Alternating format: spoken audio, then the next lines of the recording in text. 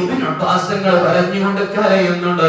ഈ സംഭവം ഇരിക്കാതെ തീർത്തുകൊണ്ട് മഹാന്മാരാകുന്ന സ്വഹാബത്തിന്റെ സിദ്ദീഖുൽ അക്ബർ തങ്ങളുടെ ഉമറുൽ ഫാറൂഖ് തങ്ങളുടെ ത്യാഗം സ്മരിച്ചെടുത്ത് ഇബ്നു അബ്ബാസ് തങ്ങൾ പറഞ്ഞതായിട്ട് ദൈലമി ഇമാം രേഖപ്പെടുത്തിയത്. ഇരിക്കട്ടെ, ഇബ്നു അബ്ബാസ് തങ്ങളെ കൊണ്ടുപോയിട്ട് വീട്ടിന്റെ കതക് മുട്ടുന്ന സമയത്ത് ഉമർ ഖത്താബ് പറയുന്നു, ഖത്താബ് തങ്ങൾ പറയുന്നു, അല്ലയോ എന്റെ മോൻ അബൂ ശഹമ വീട്ടിലുണ്ട്. വീട്ടിലതാ ഭാര്യ പറഞ്ഞുണ്ടല്ലോ, ഭക്ഷണം കഴിക്കുന്നു. ഖത്താബ് തങ്ങൾ കതക് തുറന്നിട്ട് ഉള്ളിൽ കടന്നിട്ട് ആ പ്രിയപ്പെട്ട മോന്റെ അരികിൽ വന്ന് ചെന്നിട്ട് പറഞ്ഞു, മോനെ ഭക്ഷണം കഴിച്ചോ?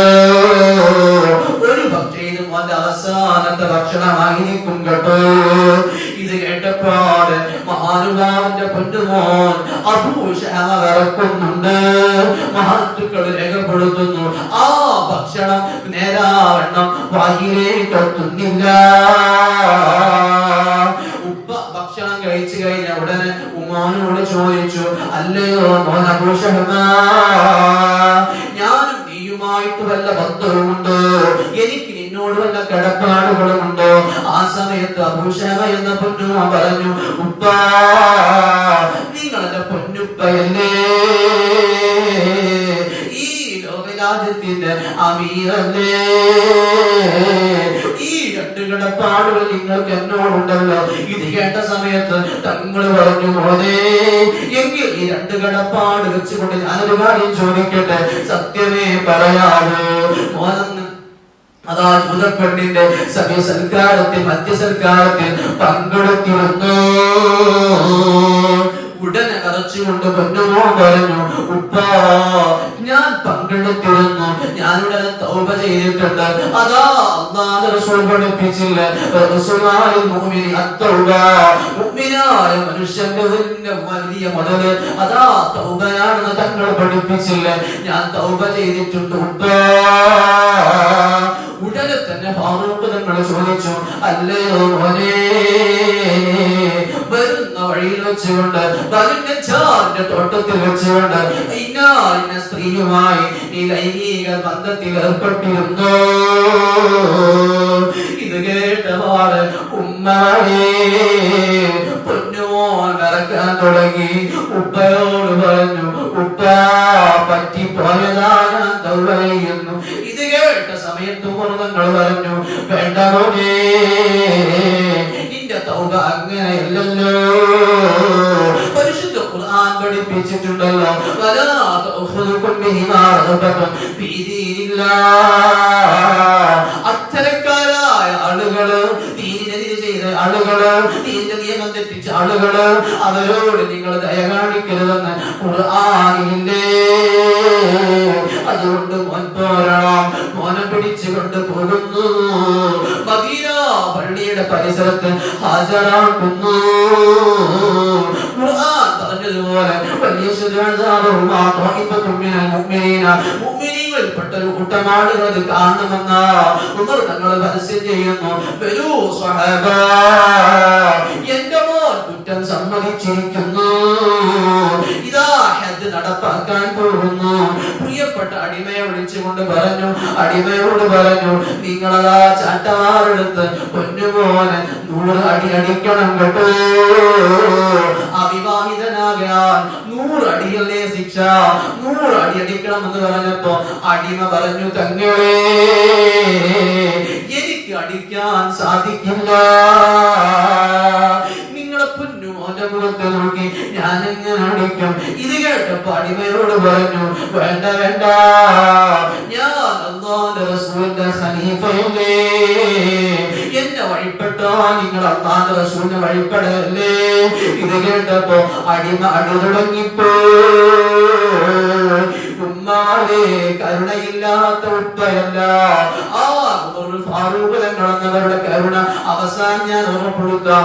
ഈ പൊന്നുമോൻ അടിക്കുന്നു. അടിച്ച് 80 അടിയെത്തിയപ്പോഴേക്ക് മോൻ അവശനായിപ്പോ. അവശനായ പൊന്നുമോൻ പറഞ്ഞു, ഉപ്പ, സ്വല്പം വെള്ളം തരുമോ? തൊണ്ട തൊണ്ട പറ്റിയല്ലോ ഉപ്പ.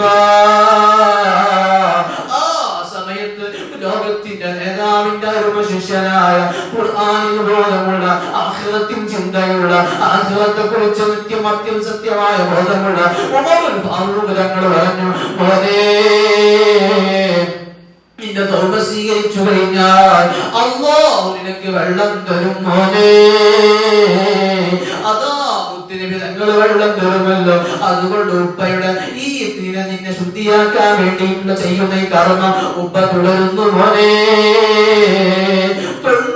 അടിയെത്തിയപ്പോഴേക്കും പൊന്നുമോൻ തളർന്നിട്ട് പറഞ്ഞു, അസ്സലാമു അലൈക യാ അബീ.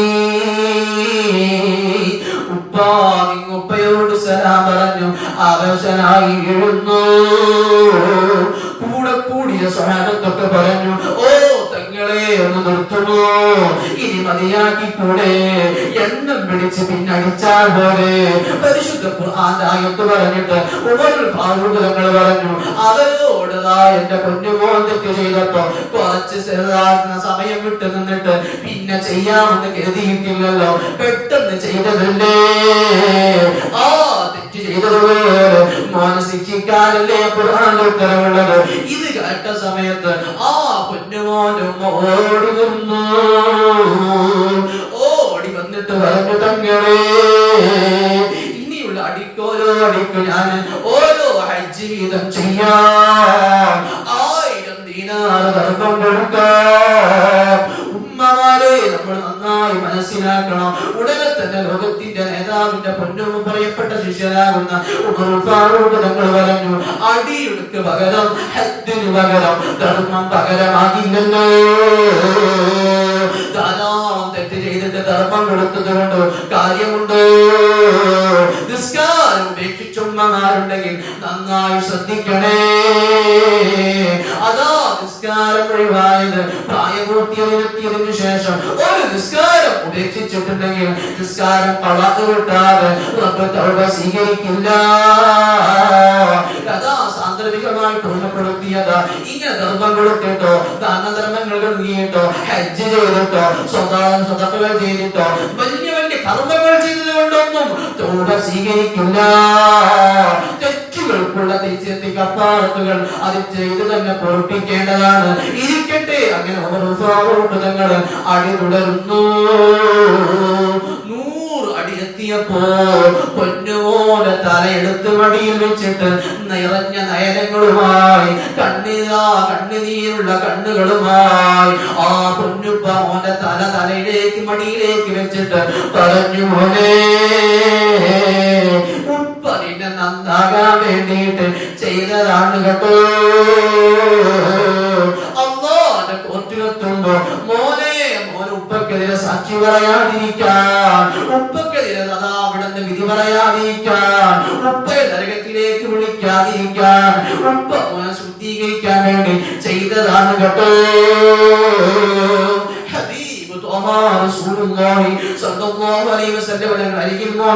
സമയത്ത് മോൻ തങ്ങളോട് സലാം പറയണം. എന്നിട്ട് പറയണം,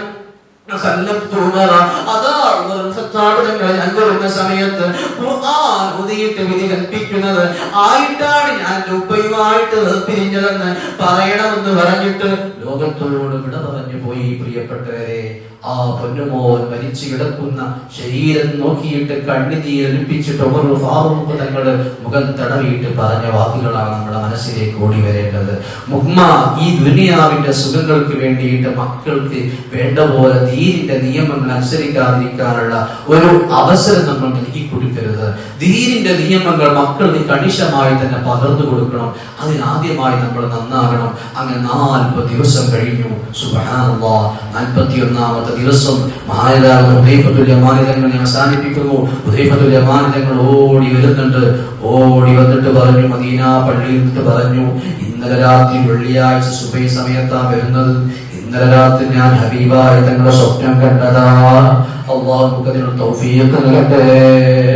ആ പ്രിയപ്പെട്ട പ്രിയപ്പെട്ടവര് പറഞ്ഞു, ഹബീബായ തങ്ങളതാ ചാരയായിട്ട് അബൂ ശഹ്മ എന്ന ചെറുപ്പക്കാരനുണ്ട്. എന്തോ ഒരു സന്തോഷത്തിലാണ് ആ ചെറുപ്പക്കാരനുള്ളത്. എന്നെ കണ്ടവാട് എന്നോട് സലാം പറഞ്ഞിട്ട് പറഞ്ഞു, അബൂ ശഹ്മ തങ്ങൾ എന്നോട് പറഞ്ഞു, എന്റെ പ്രിയപ്പെട്ട ഉപ്പയോടൊന്ന് സലാം പറയണേ, ഉപ്പയോടൊരു കാര്യം കൂടെ നിങ്ങൾ പറയണം. അല്ല നിങ്ങൾക്ക് റഹ്മത്ത് ചെയ്യട്ടെ, നിങ്ങളെന്നെ ശുദ്ധിയാക്കിയല്ലോ, ഞാൻ ചെയ്ത തെറ്റിനെ എന്നെ തൗബ ചെയ്യാൻ വേണ്ടി നിങ്ങൾ പ്രേരിപ്പിച്ചല്ലോ, ദുനിയാവിന്റെ വേദനകളൊന്നും നോക്കാതെ എന്നെയൊന്ന് ശുദ്ധിയാക്കിയെടുക്കാൻ വേണ്ടി നിങ്ങൾ കഷ്ടപ്പെട്ടല്ലോ. അതുകൊണ്ട് എന്റെ നേതാവിന്റെ കൂടെ എനിക്ക് ഒരുമിച്ച് കൂടാൻ കഴിഞ്ഞല്ലോ എന്ന് പറഞ്ഞെങ്കിൽ ഉമ്മമാരേ, നമ്മുടെ മക്കള് നമ്മളിന്നവര് നല്ലവണ്ണം ചിരിപ്പിക്കാൻ വേണ്ടി, സുഖിപ്പിക്കാൻ വേണ്ടി, സന്തോഷിപ്പിക്കാൻ വേണ്ടി ഹറാമിന് കൂട്ടുനിന്നാൽ, മോള് സീരിയൽ കാണുന്നു എന്നറിയുമ്പോ ഉപദേശം കൊടുത്തില്ലെങ്കിൽ, മോള് അന്യനായ ഒരു ആൺകുട്ടിയുമായിട്ട്, ക്ലാസ്സിലുള്ള ഒരു കുട്ടിയുമായിട്ട് ഒരു ലിംഗുണ്ട്, ബന്ധമുണ്ടെന്ന് അറിഞ്ഞിട്ട് അത് മോൾക്ക് പറഞ്ഞ് ഉപദേശം കൊടുക്കാൻ തയ്യാറായില്ലെങ്കിൽ, മോള് വേണ്ട വൃത്തികേടുകളിൽ ചെന്നുചാടുന്നു എന്നറിയുമ്പോ, മോള് വൃത്തികേടുകളിൽ ചെന്നുപോകുന്നു എന്നറിയുമ്പോ തിരുത്തി കൊടുക്കാൻ തയ്യാറില്ലേ? ഇല്ലെങ്കിൽ നാളതാ പരിശുദ്ധ ഖുർആൻ പഠിപ്പിച്ചതുപോലെ റബ്ബനാ അരിനല്ലദീന ളല്ലാനാ, എന്നെ വഴികേടിലാക്കി ആളുകളൊന്ന് കാണിച്ചു തരുമോ റബ്ബേ, ഇനജഅലുഹുമാ തഹത ഖദാമിന, എനിക്ക് ഈ നരകത്തിൽ എന്റെ ഉമ്മ എനിക്കൊന്ന് കാണണം. ഉമ്മ സ്വർഗ്ഗത്തിൽ എത്തിയല്ലേ, ആ ഉമ്മയുടെ മുതുകത്തി കയറിയിട്ട് എനിക്കൊന്ന് ചാടാൻ വേണ്ടി ഉമ്മയെ കാണിച്ചു തരുമോ എന്ന് പറയുന്ന മക്കളാകും കേട്ടോ. റബ്ബ് നമ്മുടെ മക്കളൊക്കെ നന്നാക്കി തരുമാറാകട്ടെ. അതുകൊണ്ട് വീണ്ടും വീണ്ടും വീണ്ടും എനിക്ക് പറയാനുള്ളത്, നമ്മളൊന്ന് നന്നാകണം, ഉത്ബുദ്ധരാകണം, ഔറത്ത് മറച്ചുകൊണ്ടെന്ന് പുറത്തിറങ്ങുന്നവരാകണം, അന്യ പുരുഷന്മാരിലേക്ക് നോക്കുന്നവരാകരുത്, ആകൃഷ്ടയാകുന്ന വസ്ത്രങ്ങൾ ധരിച്ചുകൊണ്ട് പുറത്തിറങ്ങല്ല. സുബ്ഹാനല്ലാഹ്, ഇൻസ്റ്റഗ്രാം, ഫേസ്ബുക്കും യൂട്യൂബും ഒക്കെ ഉപയോഗിക്കുന്നവരാണ് നമ്മൾ. ഉപയോഗിക്കേണ്ടതുപോലെ ഉപയോഗിക്കണം. അന്യ പുരുഷരുമായി ചാറ്റ് ചെയ്യുന്ന ഉമ്മ, നമ്മളോ മക്കളോ നമ്മുടെ കുടുംബത്തിൽ ആരും അങ്ങനെ തെറ്റു ചെയ്യുന്നുണ്ടെങ്കിൽ ഒരു ബോധം കൊടുത്തോ, മരിച്ച് ഖബറിലെത്തിയ ആ ഖബറിൽ വരവേൽക്കാനുള്ളത് മുത്തുനബിയല്ലേ. മുത്തുനബിക്ക് ഇഷ്ടമില്ലാത്ത കർമ്മം ചെയ്ത തങ്ങളെങ്ങനെ നമ്മൾ വരവേൽക്കുമെന്ന ബോധമുണ്ടോ? അതുകൊണ്ട് ഖബറിലേക്ക് നമ്മൾ പോകേണ്ടവരാ, ആരാരുമില്ലാത്ത ലോകത്തേക്ക് യാത്ര ചെയ്യേണ്ടവരാ. അതാ നമ്മുടെ അമലുകളൊക്കെ നമ്മുടെ ചാരത്ത് കൊണ്ടുവരുന്ന സമയമില്ലേ? അത് ഓർത്തിട്ടെങ്കിലും ഇത്തരം ഔറത്ത് മറച്ചുകൊണ്ട് പുറത്തിറങ്ങണമെന്ന് ഖാലല്ലാഹു അസ്സ വജൽ.